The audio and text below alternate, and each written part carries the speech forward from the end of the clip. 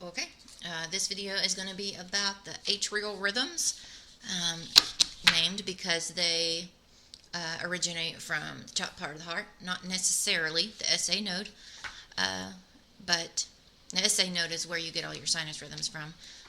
But if you have different atrial rhythms, they have different names. So this is SVT. SVT always goes really fast. The rate is normally greater than 150. I've heard 165 is the base. That's kind of where we look, but it isn't always. The PR interval is very short. The QRS narrow, but it is still a regular rhythm, and it is coming from somewhere in the atrium. So let's say this is your heart. You've got your right atrium, your left atrium, right ventricle, left ventricle. So the SA node is kind of like right there.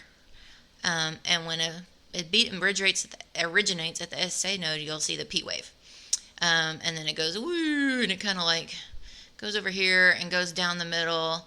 The bundle hiss, and then it'll kind of all around the outside of the heart. And those are the vesicular and all the other bits. But a SVT is going to come from like here or over here. You know, it's just somewhere above the line between the atria and the ventricle.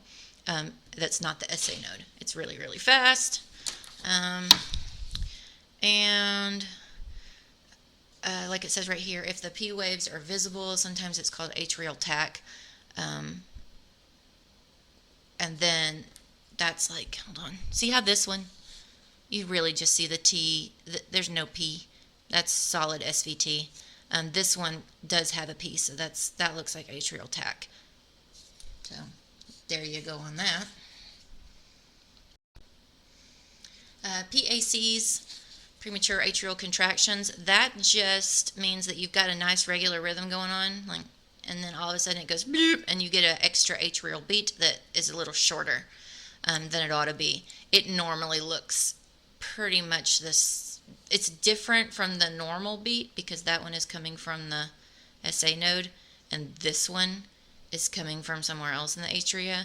So they normally look different. And then you can also have like, this one could look like that, and you could have another one that kind of looks like, you know, that, or they'll look different. But if there's only one site that it's coming from, those will look the same. And I wish there was more than one beat on here so I could show you.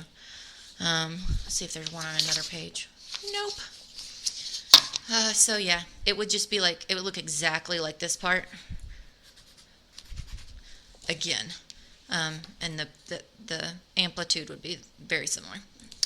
Okay, so that is PACs. They normally have a narrow QRS as well. I don't think I had that on screen. Narrow QRS. This one is AFib. It's normally pretty easy to pick up on because it is irregular. You don't have P waves with AFib.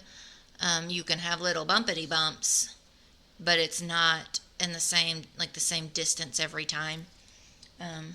And sometimes it can get a little tricky if it goes fast, like a AFib with RVR, because there's not a lot of space in between the QRSs for the wiggly bits. But if you look at it very closely and you measure the distance between the R's, which is this top little spot, it would be irregular throughout. Like if you had a 6-second strip, you would see beats if you measured it. Even if it looked pretty close to the eye, if you looked at the little squares and measured, they would be different. And then there's another AFib right there. Okay, and here is our friend A flutter. A flutter is characterized by the jaw tooth pattern. It will have a regular QRS, and in between each beat, you'll see boom, boom, boom, boom, little atrial beats. So the atrial rate will be super fast. Like this one says 250 to 350. But the ventricular rate will still be pretty normal.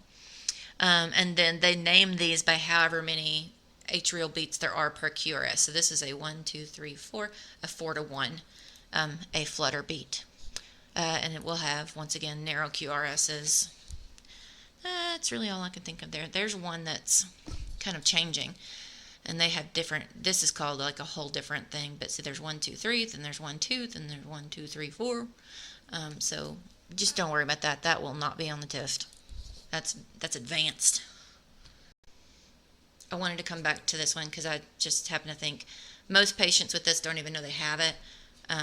But if they are symptomatic, you can do a controlled synchronized cardioversion and sedate them, and that's what we do for both AFib and for AFlutter. Is you can do a synchronized cardioversion with a lower what's it called? The number, the joules, lower joules, and it'll most of the time put them back in rhythm. That's all the papers I have for atrial rhythms. I feel like there should be more, but those are the big ones. It's going to be AFib, AFlutter, SVT, and ATAC. So if I think of another one, I'll just add it in on a different video. Yay!